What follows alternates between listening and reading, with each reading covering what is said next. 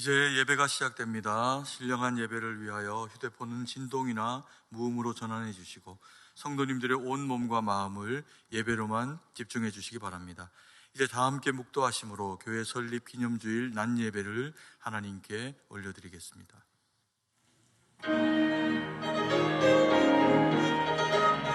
할렐루야 왕의 왕께 할렐루야 왕의 왕께 우리 마음과 성성을 모아 예배 드리니 주여 받아주소서. 할렐루야 할렐루야 할렐루야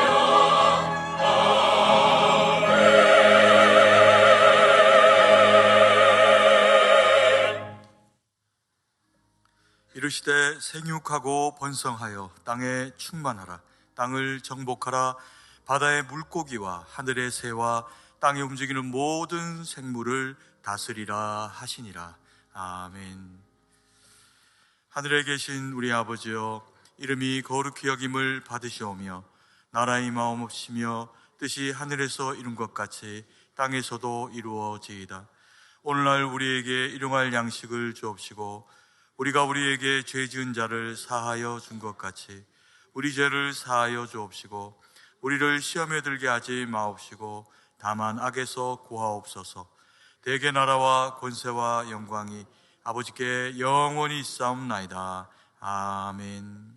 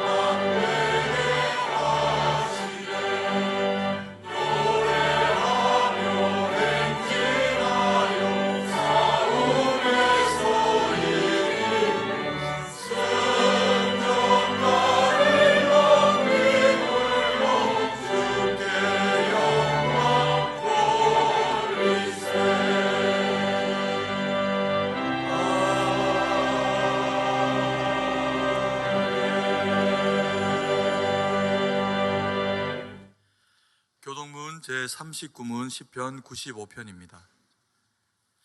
제39문을 함께 교독하겠습니다. 오라, 우리가 여호와께 노래하며 우리가 감사함으로 그 앞에 나아가며 여호와는 크신 하나님이시요 땅의 깊은 곳이 그의 손 안에 있으며 바다도 그의 것이라 그가 만드셨고 오라 우리가 굽혀 경배하며 그는 우리의 하나님이시오 우리는 그가 기르시는 백성이며 그의 손이 돌보시는 양이기 때문이라. 아멘. 전능하사 천지를 만드신 하나님 아버지를 내가 믿사오며 그 외아들 우리 주 예수 그리스도를 믿사오니 이는 성령으로 잉태하사 동정녀 마리아에게 나시고 본디오 빌라도에게 고난을 받으사 십자가에 못 박혀 죽으시고 장사한 지 사흘 만에 죽은 자 가운데서 다시 살아나시며 하늘에 오르사 전능하신 하나님 우편에 앉아 계시다가 저리로서 산자와 죽은 자를 심판하러 오시리라. 성령을 믿사오며 거룩한 공회와 성도가 서로 교통하는 것과 죄를 사하여 주시는 것과 몸이 다시 사는 것과 영원히 사는 것을 믿사옵나이다. 아멘.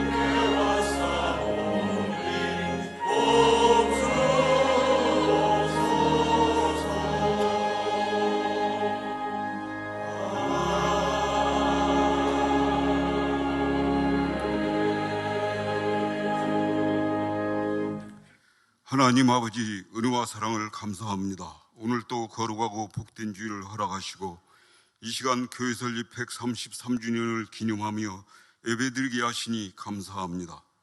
1893년 6월 19일 미국 사무엘 무어 선교사님의 인도로 첫 예배를 드린 후에 오늘까지 133년 동안 우리 승동교회와 함께 하시며 지켜주시고 인도하여 주신 그 크신 은혜와 사랑에 감사와 찬양과 영광과 존귀를 올려드립니다.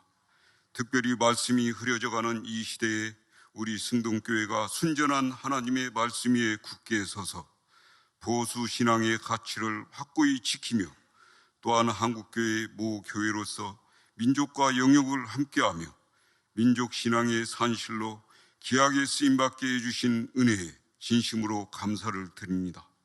하나님 아버지, 그러나 그간 저희들이 오랜 세월을 지나오면서 하나님께서 베푸신 은혜를 망각하고 역사와 전통을 자랑하며 스스로를 높이고 맡겨주신 사명을 제대로 감당하지 못한 채 하나님의 영광을 가리웠던 허물과 죄악이 많았음을 고백하며 회개하오니 예수님의 십자가의 부일로 깨끗이 씻어주시고 용서하여 주시기를 원합니다. 하나님 아버지, 교회 설립 기념주일을 맞이해서 이 시간 다짐하옵기는 저희 모두가 각자에게 주어진 사명을 생명 걸고 충성으로 감당하며 최영태 담임 목사님을 중심으로 온 성도가 그리스도 예수 안에서 함께 지어져 가면서 오직 말씀과 기도 위에 굳게 서서 복음 전파에 힘쓰며 한국교회 모교회답게 이 나라 이 민족과 이 땅의 교회를 위하여 믿음과 섬김의 본을 앞장서 실천하고 자녀 세대에게 거룩한 믿음의 유산을 물려주는 귀한 사명을 주님 다시 오실 때까지 충성으로 감당하기를 소망합니다. 그리해서 마지막 날 주님으로부터 잘했다 칭찬받는 우리 승동교회가 되게 하옵소서. 하나님 아버지, 오늘 오후에는 은퇴 및 임직 추대식이 있습니다.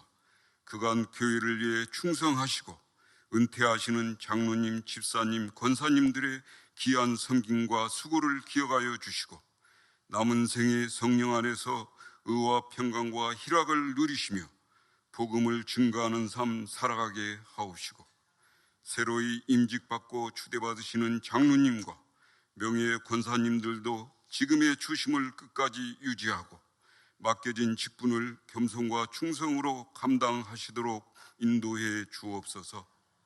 하나님 아버지, 이 시간 종신 신대원 원장 및 부총장을 역임하신 이상원 교수님께서 더 중요한 것이라는 제목으로 마가복음 2장 1절에서 12절까지의 말씀을 선포하실 때에 저희들의 혼과 영과 및 관절과 골수를 찔러 쪼개게 하옵소서. 임마누엘 찬양대가 정성을 다해 준비한 찬양을 하나님께 올려드립니다. 기쁘게 흠양하여 주시기를 원하옵고 감사를 드리며 교회의 머리가 되시는 예수님의 이름으로 기도하옵나이다. 아멘.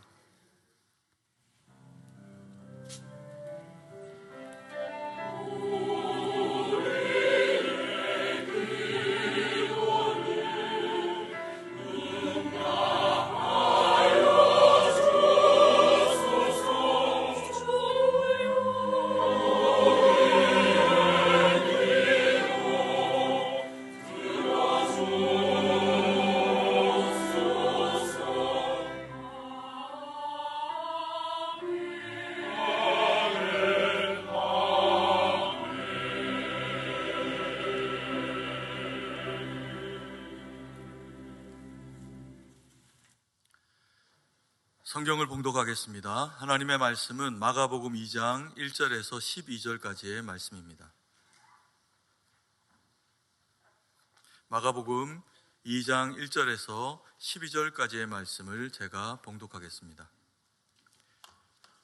수일 후에 예수께서 다시 가버나움에 들어가시니 집에 계시다는 소문이 들린지라 많은 사람이 모여서 문 앞까지도 들어설 자리가 없게 되었는데 예수께서 그들에게 도를 말씀하시더니 사람들이 한 중풍병자를 4사람에게 메워가지고 예수께로 올세 무리들 때문에 예수께 데려갈 수 없으므로 그 계신 곳에 지붕을 뜯어 구멍을 내고 중풍병자가 누운 상을 달아 내리니 예수께서 그들의 믿음을 보시고 중풍병자에게 이르시되 작은 자야 내 죄사함을 받았느니라 하시니 어떤 서기관들이 거기 앉아서 마음에 생각하기를 이 사람이 어찌 이렇게 말하는가 신성 모독이로다 오직 하나님 한 분 외에는 누가 능히 죄를 사하겠느냐 그들이 속으로 이렇게 생각하는 줄을 예수께서 곧 중심에 아시고 이르시되 어찌하여 이것을 마음에 생각하느냐.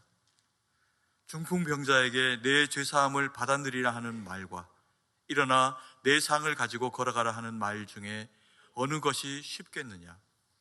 그러나 인자가 땅에서 죄를 사하는 권세가 있는 줄을 너희로 알게 하려 하노라 하시고 중풍병자에게 말씀하시되 내가 내게 이르노니 일어나 내 상을 가지고 집으로 가라 하시니 그가 일어나 곧 상을 가지고 모든 사람 앞에서 나가거늘 그들이 다 놀라 하나님께 영광을 돌리며 이르되 우리가 이런 일을 도무지 보지 못하였다 하더라. 아멘. 이제 임마누엘 찬양대가 찬양으로 하나님 앞에 영광을 돌리겠습니다.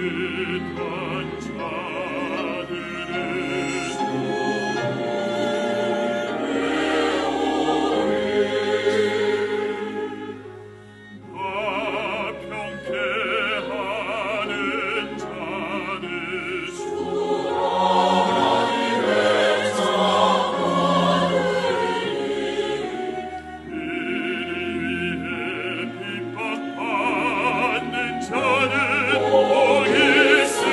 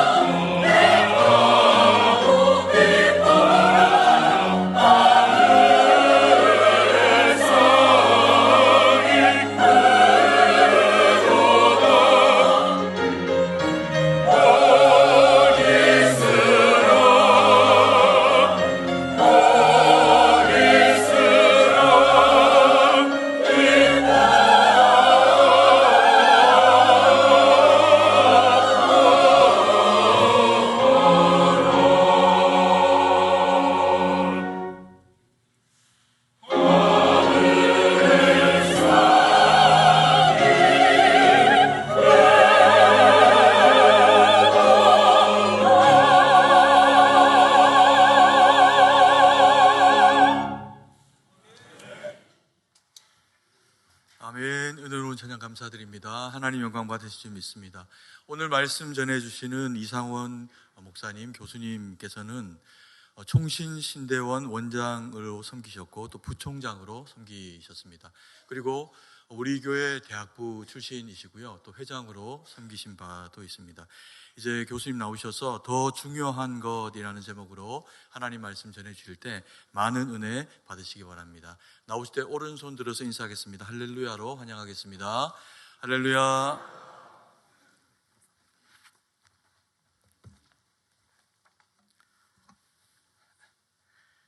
승동교회는 대한예수교 장로회 합동총회의 역사에서 가장 중요한 모 교회와 같은 교회일 뿐만 아니라 한국 교회사에 있어서도 중요한 역사적 의미와 비중을 가지는 교회이기도 합니다.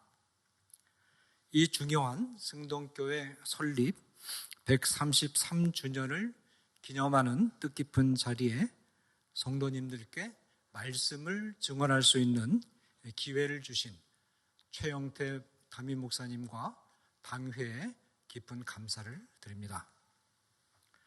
저는 박일웅 목사님께서 심호하시던 1970년대 후반 승동교회 대학부에서 훈련을 받았고 대학부 임원과 회장으로 봉사하기도 했습니다.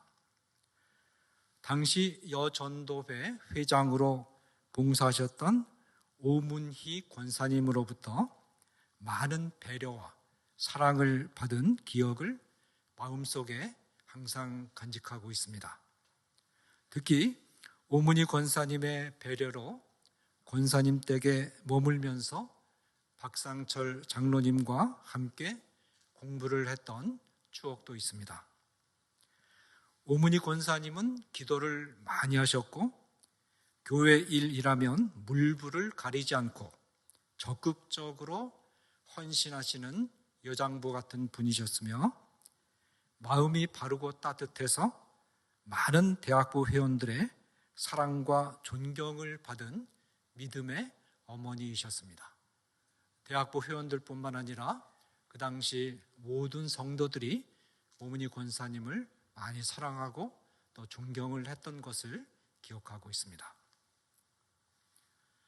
저는 총신대학교 대학부와 신학대학원을 졸업한 후에 미국과 네덜란드에서 9년간 유학을 다녀왔고 1998년부터 2021년까지 23년간 총신대학교 신학대학원에서 기독교 윤리학과 조직신학을 가르치고 은퇴를 했습니다.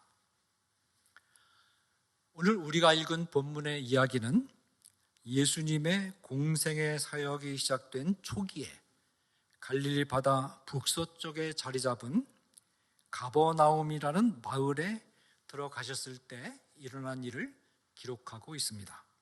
1절 우리 목소리를 맞춰서 함께 같이 읽겠습니다.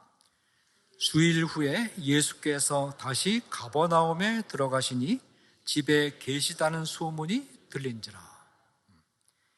가버나움에 들어가신 예수님은 집에 들어가셨다고 되어 있습니다. 이 집은 누구네 집인가? 1장 29절에 보면 예수님이 베드로를 뜻하는 시몬과 형제 안드레의 집에 들어가셨다는 기록이 있습니다. 예수님은 가버나움에 오시면 베드로의 집에 묵으셨는데 1장 29절에 베드로의 집을 언급하고 나서 특별한 언급이 없이 그냥 집이라는 표현이 나오는 것을 볼 때 이 집은 베드로의 집임이 분명합니다. 예수님이 베드로의 집에 묵으신다는 소문이 삽시간에 마을 전역으로 퍼져나갔고 사람들이 베드로의 집 문 앞에 모이기 시작했습니다. 사람들이 점점 모여들어서 베드로의 집 문 앞을 꽉 메웠고 급기야는 사람들이 드나들 수 없을 정도가 되었습니다. 2절 우리 같이 한번 읽겠습니다. 많은 사람이 모여서 문 앞까지도 들어설 자리가 없게 되었는데 예수께서 그들에게 도를 말씀하시더니, 예수님이 베드로의 집에 들어가신 이유는 잠시 휴식을 취하시기 위함이었습니다. 그러나 사람들이 집 문 앞에 너무 많이 모여들었기 때문에 예수님은 휴식을 취할 수가 없었습니다. 예수님은 그러나 모여든 사람들을 그냥 돌려보내지 않으시고 하나님 나라의 진리를 가르치는 기회로 활용해야겠다라고 생각하시고 말씀 강론을 시작하셨습니다. 모여든 사람들 중에 중풍병자를 들것에 메워 들고 찾아온 4사람이 있었다라고 3절이 보도합니다. 3절 우리 같이 읽겠습니다. 사람들이 한 중풍병자를 4사람에게 메워가지고 예수께로 올세. 4사람은 중풍병자의 친구들로서 예수님이 병을 고친다는 소문을 듣고 친구의 병을 고쳐볼 요량으로 예수님을 찾아온 것입니다. 그러나 집 문 안팎에 사람들이 가득 들어차 있어서 중풍병자를 실은 들것을 메고 예수님이 계신 집 안으로 들어갈 방법이 없었습니다.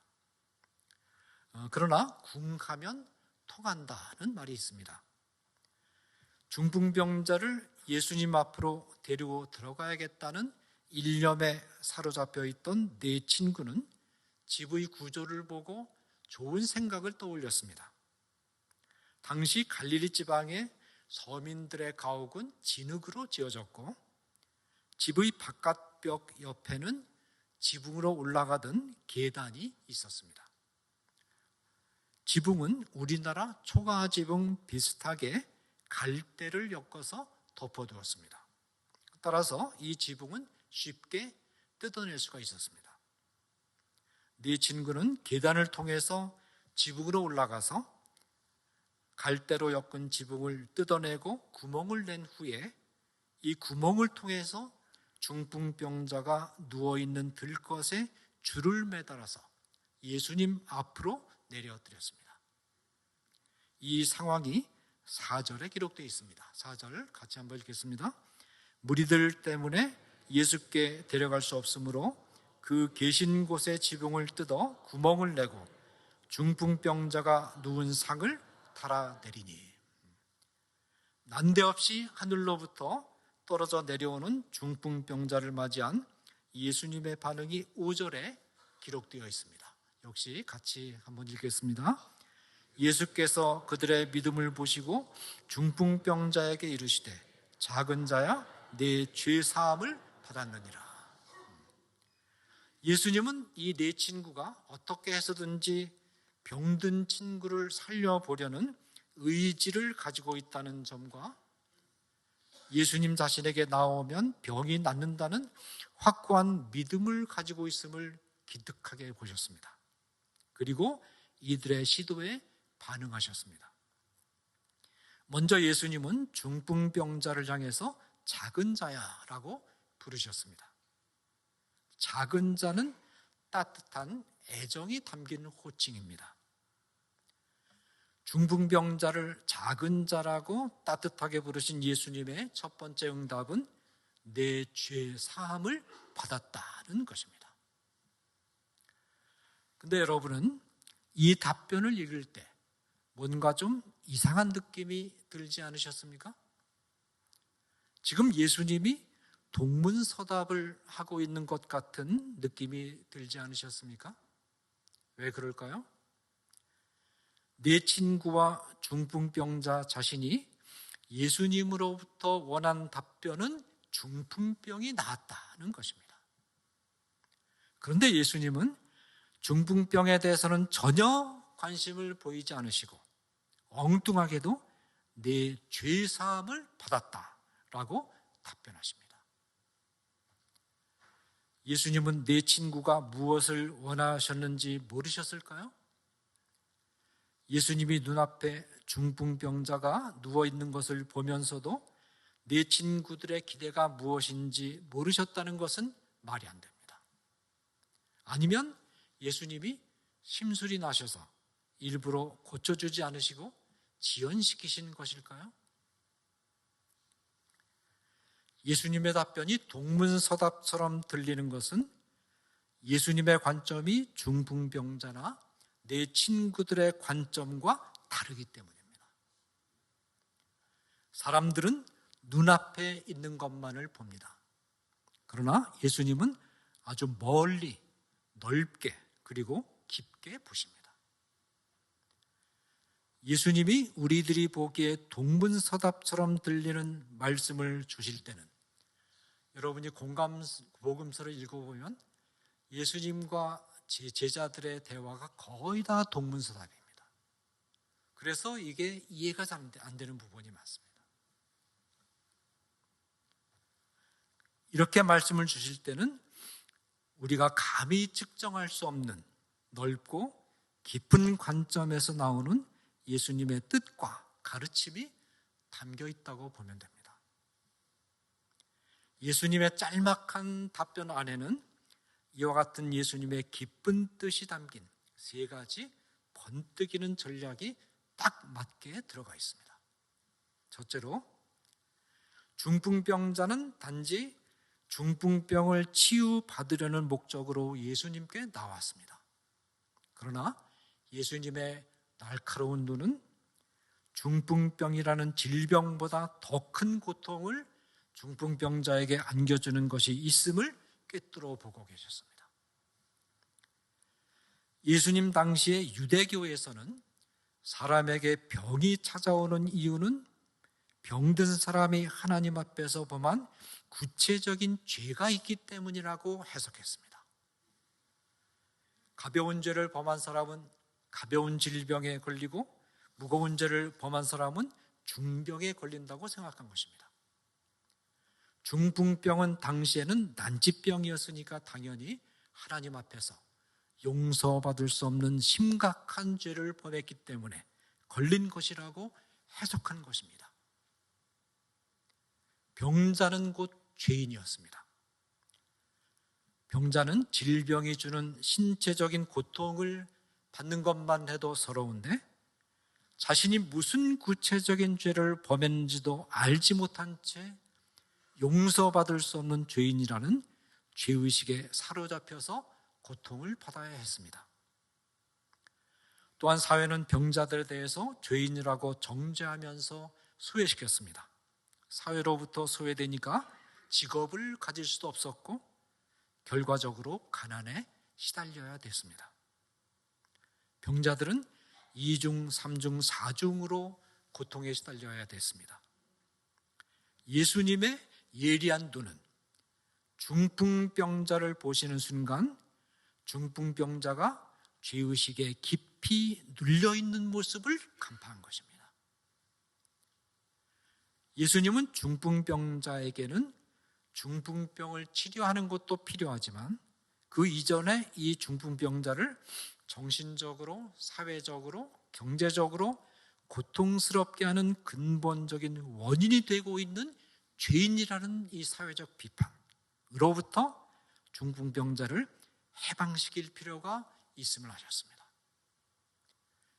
예수님의 관점에서 볼 때 질병을 죄와 구체적인 죄와 연결시키는 것은 아주 악랄한 종교관으로서 가난하고 병들고 소외된 자들을 보시고 불쌍히 여기시는 예수님의 관점과는 대립되는 것이었습니다. 따라서 예수님은 오로지 그저 중풍병이나 나으면 감지덕지하겠다라고 생각하고 있는 중풍병자를 향해서 이 중풍병자가 전혀 기대하지 않았던 죄 사함을 선언하심으로써 중풍병자를 가두어 두고 있었던 정신적, 사회적, 경제적 고통의 빗장을 풀어버리고 이 고통의 감옥으로부터 중풍병자를 자유하게 하신 것입니다. 둘째로 예수님의 선언은 우리의 삶에 있어서 우선순위가 무엇인가, 무엇이 더 시급하고 중요한 일인가를 분명하게 보여줍니다. 수십 년 동안 중풍병 때문에 심각한 고통을 받아온 이 병자에게도 중풍병이 낫는 것보다 더 시급하고 중요한 것은 죄사함을 받는 것이다 라는 예수님의 생각이 이 선언 안에 담겨 있습니다. 우리 한번 생각해 봅시다. 이 중풍병자가 중풍병만을 치유받고 돌아갔다고 가정해 봅시다. 중풍병이 나아서 잠시 몸은 편안해졌을 것입니다. 그러나 몸이 편안해지는 것은 오래가지 못합니다. 중풍병자의 중풍병이 치유되었다 하더라도 일정한 시간이 지나면 몸이 노화되어서 늙어갈 것이며 늙어서 기억도 가물가물해지고 귀도 어두워지고 눈이 흐려지면 다시 중풍병에 걸린 것과 비슷한 상태로 들어가게 됩니다. 그것은 누구도 피할 수 없습니다. 그리고는 죽음을 맞이해야 됩니다. 그런데 죄 사함을 선언받으면 영생의 선물이 주어집니다. 그렇다면 한번 생각해 봅시다. 중풍병은 치유받고 나았는데 죄사함을 받지 못해서 지옥에 가야 한다면 중풍병을 치유받은 것의 의미가 퇴색해버리고 맙니다. 반대로 죄사함을 받고 영생의 선물을 얻는다면 비록 중풍병을 치유받지 못해서 고생을 좀 더 하더라도 크게 문제될 것이 없습니다. 예수님은 바로 이 점을 간파하신 것입니다. 예수님의 관점에서는 중풍병으로 수십 년 동안 말할 수 없는 고통을 받아온 이 병자에게도 중풍병이 낫는 것보다 더 시급하고 중요한 일은 죄사함을 받고 죽음의 사슬로부터 벗어나는 것이었습니다. 그러나 예수님이 중풍병자를 죄사함만을 선언해 주시고 중풍병을 고쳐주지 않으신 것은 아닙니다. 예수님은 죄사함을 둘러싸고 벌어진 서기관과의 논쟁이 끝난 다음에 중풍병자의 중풍병까지도 완전히 치유시켜 주신 후에 중풍병자를 돌려보내셨습니다. 셋째로 예수님의 말씀과 사역을 바르게 이해하려면 예수님의 말씀과 사역을 통해서 제자들과 무리에게 가르쳐 주기를 원하셨던 가장 중요한 진리가 무엇인가를 아는 것이 필요합니다. 마가복음 1장 1절은 예수님이 말씀과 사역을 통해서 가르쳐 주기 원하셨던 진리가 무엇인가를 잘 보여주고 있습니다. 하나님의 아들 예수 그리스도의 복음의 시작이라. 그 진리는 예수님 자신이 하나님의 아들이라는 진리입니다. 예수님이 하나님의 아들이라는 말은 동시에 예수님이 곧 하나님이란 뜻입니다. 왜 그럴까요? 이 말의 의미를 이해하기 위해서 쉬운 비유를 하나 들어보겠습니다. 고양이가 새끼를 낳으면 이 새끼는 어미와 동일하게 고양이의 속성을 가진 고양이입니다. 고양이에게서 고양이와는 속성이 다른 쥐가 태어날 수 없습니다. 사람이 자식을 낳으면 그 자식도 사람입니다. 사람에게서 고양이가 태어날 수 없습니다. 하나님에게서 아들이 태어난다면 그 아들도 하나님으로서의 속성을 그대로 가진 하나님일 수밖에 없습니다. 하나님에게서 낳은 아들이 고양이나 사람이 될 수 없습니다. 그러므로 예수님이 하나님의 아들이라는 말은 예수님은 곧 하나님이라는 뜻입니다. 예수님은 하나님의 아들이요 하나님 아버지 하나님과 동일한 속성을 가진 하나님이십니다. 바로 이 진리를 제자들과 무리에게 깨닫게 하는데 예수님의 3년간의 모든 사역과 가르침의 초점이 맞추어져 있었습니다. 이 진리는 다른 어떤 것보다도 먼저 깨달아야 될 진리였습니다. 예수님이 죄 사함을 받았다라고 선언하신 이유가 바로 여기에 있습니다. 예수님 당시 유대인들은 유대교를 믿고 있었는데 유대교에서는 죄 사함을 선언하실 수 있는 분은 하나님 한 분뿐이라고 가르쳤습니다.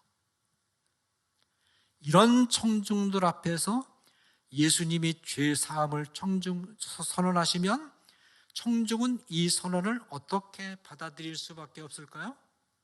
예수님이 자기 자신을 하나님으로 제시한다고 생각하지 않을 수 없습니다. 예수님께서 바로 이 점을 노린 것입니다. 예수님은 자신이 죄 사함을 선언하실 수 있는 자격을 갖춘 하나님이심을 선언하신 것입니다. 드디어 예수님의 선언은 문제가 되기 시작합니다. 이 당시에 이미 예수님은 예루살렘 종교계의 요주의 인물로서 사찰의 대상이 되어 있었습니다. 말씀을 힘있게 전하시고 병을 고치고 귀신을 쫓아내는 예수님의 능력에 매료된 군중들이 예수님을 따르기 시작하자 예루살렘의 종교 지도자들은 자신들의 종교 지도자로서의 위치가 위태로워질 수 있다는 위기의식을 느끼고 예수님이 가시는 곳마다 정보원들을 파견해서 미행시켰고 예수님의 말과 행동을 감시하면서 예수님을 체포할 구실을 찾고 있었습니다. 6절에 보면 베드로의 집에 몰려든 무리들 중에 서기관이 있었다라고 했는데 이 서기관이 바로 예루살렘 종교계가 파견한 정보원들입니다. 죄 사함을 선언하신 예수님의 말씀을 듣고 이 서기관이 마음속에 품은 생각이 7절에 기록되어 있습니다. 7절 우리 같이 한번 읽겠습니다. 이 사람이 어찌 이렇게 말하는가? 신성 모독이로다. 오직 하나님 한 분 외에는 누가 능히 죄를 사하겠느냐. 예수님의 죄사함 선언이 곧 예수님 자신을 하나님으로 선언하는 것을 뜻한다는 사실을 잘 알고 있었던 청중은 이제 선택의 기로에 서게 됐습니다. 예수님을 하나님으로 받아들일 것인가? 아니면 예수님을 하나님을 사칭하는 사기꾼으로 볼 것인가? 이 두 갈림길에서 서기관들은 두 번째 길, 곧 예수님을 사기꾼으로 보는 길을 선택했습니다. 예수님이 하나님이 아닌데 하나님을 사칭하고 다녔다면 예수님을 체포할 수 있는 좋은 구실이 되고 사형을 선고할 수 있게 됩니다. 인간의 마음속을 꿰뚫어 보시는 능력이 탁월하신 예수님은 서기관의 마음을 이미 간파하셨습니다. 8절 우리 같이 한번 읽겠습니다. 그들이 속으로 이렇게 생각하는 줄을 예수께서 곧 중심에 하시고 이르시되 어찌하여 이것을 마음에 생각하느냐. 그리고 이어서 서기관에게 질문을 던집니다. 9절 역시 같이 한번 읽겠습니다. 중풍병자에게 뇌제 사함을 받았느니라 하는 말과 일어나 네 상을 가지고 걸어가라는 말 중에서 어느 것이 쉽겠느냐. 예수님의 질문은 죄사함을 선언하는 것과 중풍병자가 일어나서 자기 상을 가지고 걸어가는 것, 곧 중풍병을 낫게 하는 것 중에서 어느 편이 더 쉬운가의 여부를 묻는 것이 아닙니다. 이 둘 중에 어느 것도 쉽지 않다는 예수님의 생각을 의문문의 어법으로 표현한 것입니다.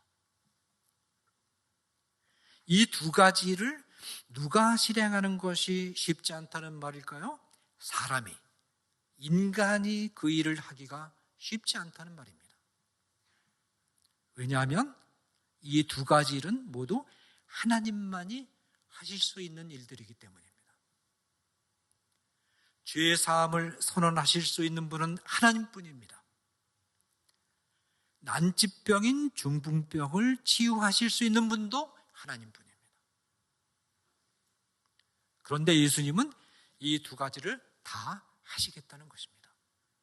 10절과 11절 우리 같이 한번 읽겠습니다. 그러나 인자가 땅에서 죄를 사하는 권세가 있는 줄을 너희로 알게 하려 하노라 하시고 중풍병자에게 말씀하시되 내가 네게 이르노니 일어나 네 상을 가지고 집으로 가라 하시니, 예수님은 인자가 땅에서 죄를 사하는 권세가 있는 줄을 너희로 알게 하려 하노라는 말씀을 통해서 이미 중풍병자에게 죄 사함을 선언하신 것이 자신의 뜻임을 분명히 하셨습니다. 이 말은 예수님 자신이 하나님이란 뜻입니다. 이어서 예수님은 난치병인 병자인 중풍병자를 말씀 한마디로 치유해 주셨습니다. 이것도 역시 예수님이 하나님이라는 선언입니다. 예수님은 중풍병자와 자기를 둘러싸고 있는 사람들, 특히 서기관들에게 자신은 하나님이심을 명확하게 밝히신 것입니다. 이제 오늘 본문이 주는 교훈을 정리하고 설교를 마무리하겠습니다. 첫째로, 우리는 내 친구가 중풍병자를 외면하지 않고 어떻게 해서든지 중풍병자를 예수님께 데리고 가서 고쳐주어야 되겠다라는 믿음을 가지고 있었다라는 점에 주목해야 되겠습니다.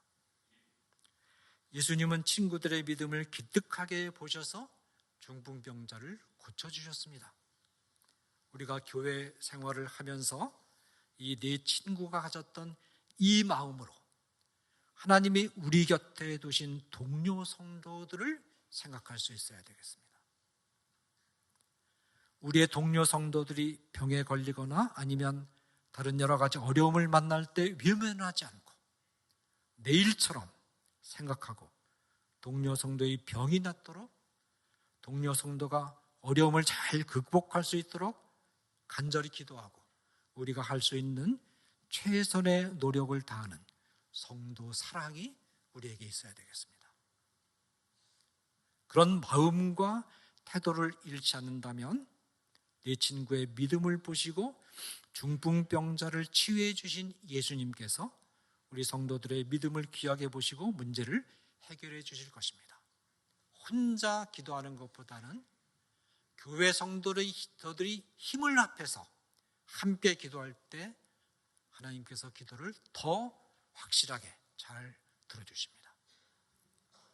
둘째로, 우리는 동료 성도들이 어떤 질병에 걸려서 아파하고 있을 때 이 동료 성도들을 어떤 구체적인 죄와 연결시켜서 정죄하는 태도를 가지지 않도록 매우 주의해야 됩니다.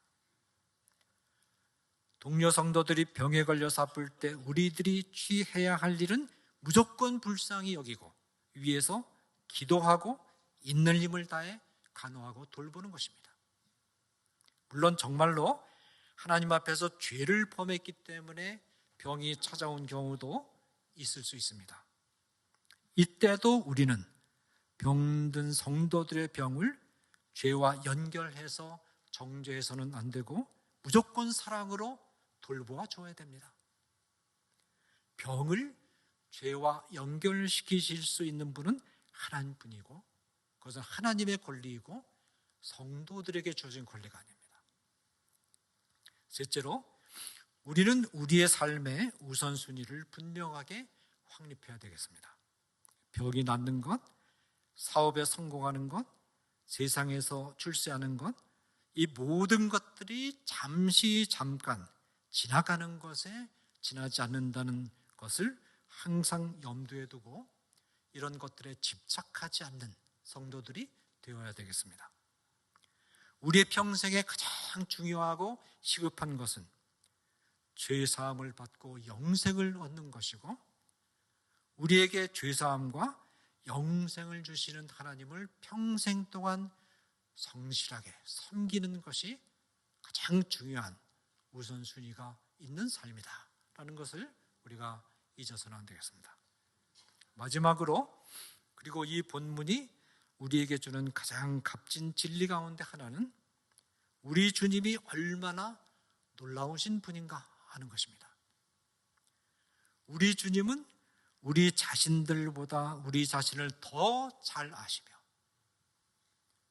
우리 자신이 우리 자신에 대해서 계획하고 염려하고 생각하는 것보다 훨씬 더 멀리, 더 넓게, 더 깊게 보시면서 항상 우리에게 가장 좋은 것을 주려고 배려하시는 분입니다. 그러므로 주님이 우리의 기도에 대해서 때로는 우리가 바라는 대로 들어주지 않으시고, 때로는 우리에게 응답해 주지 않으시고, 때로는 아주 늦게 응답해 주기도 하시고, 때로는 전혀 엉뚱한 방향으로 응답해 주실 때도 우리는 주님이 나에게 가장 좋은 것으로 주시기 위해서 멀리, 넓게, 그리고 깊게 생각하신다는 점을 유념하고 주님에 대한 신뢰를 잃지 않아야 되겠습니다. 기도는 우리 생각대로 하지만 주님은 주님 자신의 생각대로 응답해 주십니다. 왜냐하면 그것이 우리에게 훨씬 더 나은 길이고, 안목이 짧은 우리가 미처 생각하지 못했던 길이고, 우리를 실패와 파멸로부터 보호해주는 길이기 때문입니다. 네, 기도하겠습니다. 사랑하는 하나님 아버지, 이 본문을 통해서 우리는 우리의 삶의 우선순위가 어디에 있어야 하는 것을 배우게 됨을 인하여 참으로 감사를 드립니다. 하나님 아버지, 우리가 세상에서 획득할 수 있는 어떤 가치보다도 우리 주님을 나의 구주로 고백하고 영생을 얻으며 우리의 죄를 용서해 주시고 우리에게 영생을 주신 그 우리 주님을 평생 동안 성실하게 힘을 다해서 섬기는 삶이 우리에게 가장 중요한 우선순위를 가져야 될 삶임을 우리가 항상 유념하면서 우리에게 주어진 짧지만 그러나 소중한 한평생의 삶을 잘 살아내는 우리 성도들이 될 수 있도록 도와주시기를 원합니다.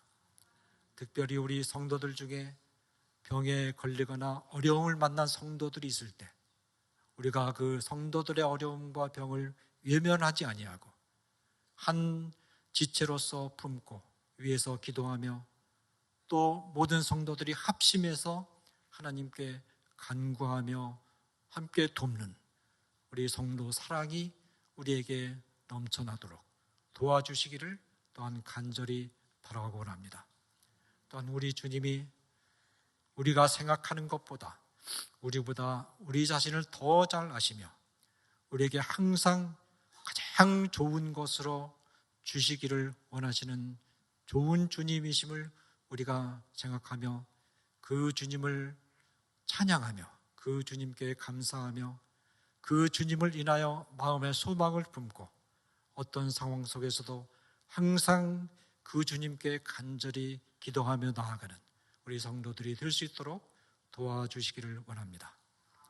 우리 성동교회가 지난 133년을 지나오는 동안 우리 하나님께서 크신 은혜와 은혜를 주시고 크신 직무를 맡겨주셔서 바른 신앙과 바른 복음과 바른 신학을 전하고 또 수호하고 지켜내는 일에 사용하여 주심을 참으로 감사드립니다. 지난 133년 동안 은혜로 우리 승동교회를 붙드신 하나님께서 앞으로 다가오는 시간 동안 이 직무를 계속해서 더 힘있게 담당해가는, 그래서 우리 교단의 자랑이 되는 우리 승동교회가 될 수 있도록 주께서 함께하여 주옵소서. 모든 것을 주께 의탁하오며 예수 그리스도의 이름으로 기도하옵나이다. 아멘.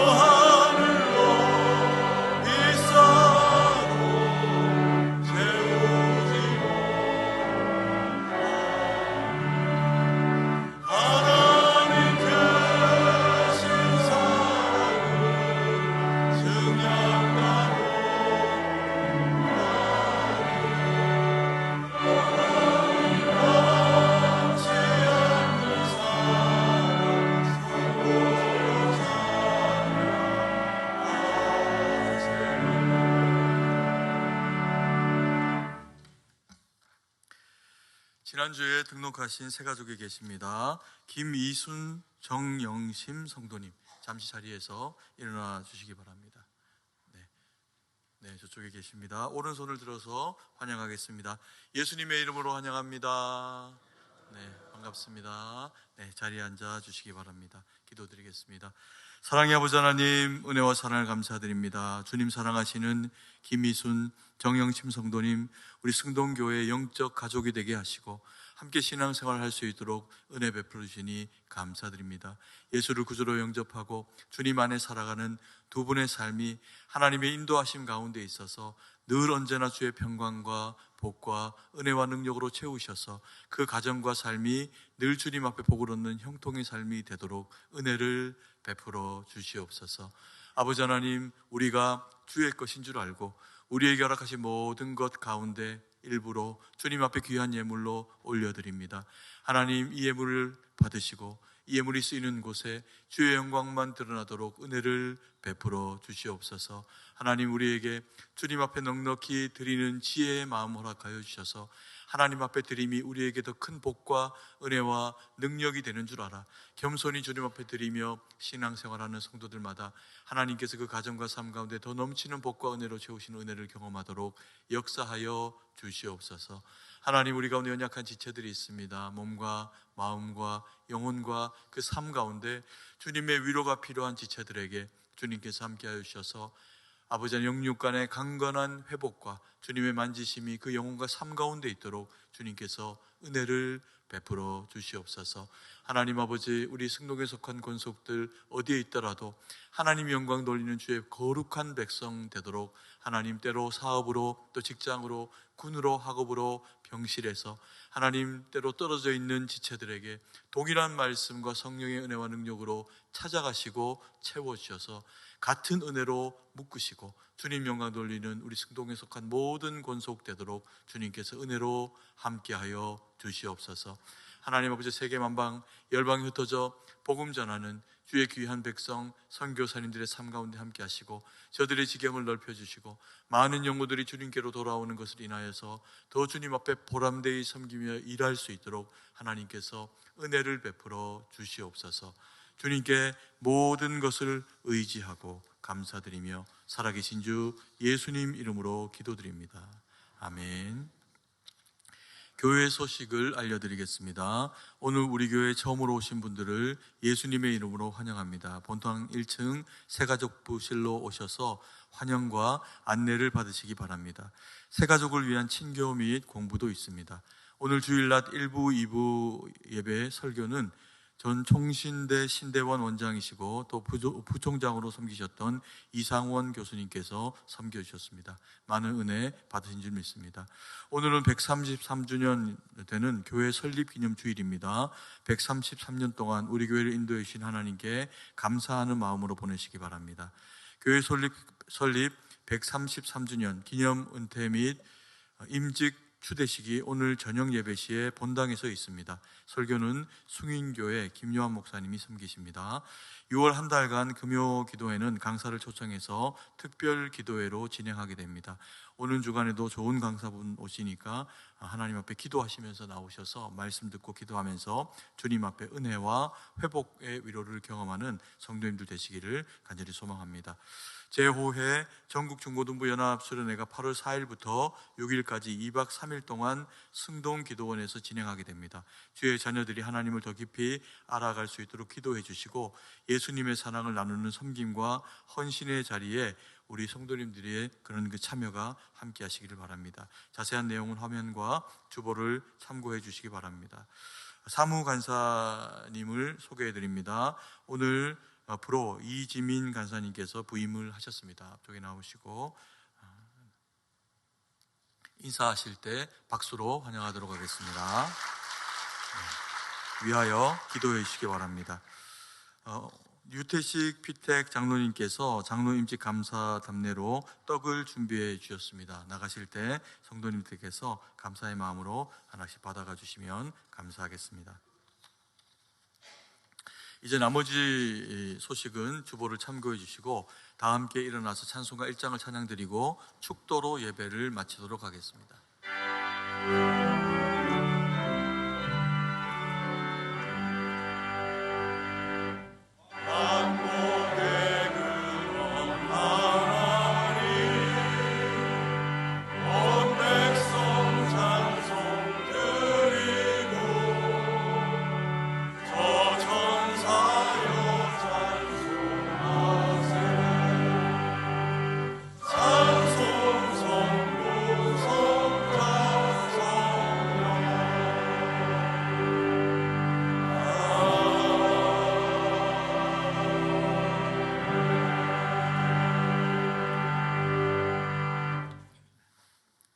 지금은 우리 주 예수 그리스도의 은혜와 하나님 아버지의 무한하신 사랑과 성령의 교통하심이 여기 모인 모든 회중들의 머리 위에 지금부터 항상 함께 있을지어다.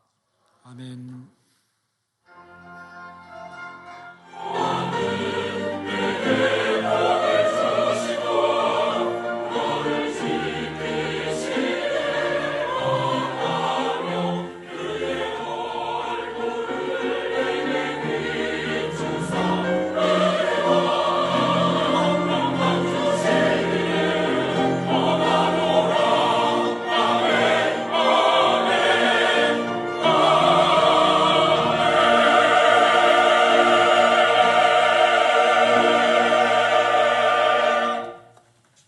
가 270장 1절과 4절 찬송하시면서 돌아가시겠습니다.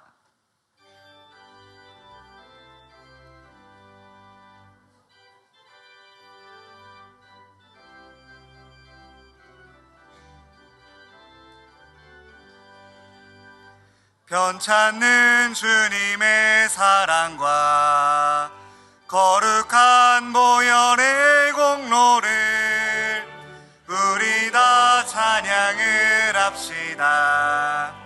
주님을 만나볼 때까지 예수는 우리를 깨끗게 하시는 주시니 그의 피 우리를 눈보다 더 이게 하셨네. 십자가 단단히 붙잡고 날마다 이기며 나가세. 머리에 면류관 쓰고서 주 앞에 찬양할 때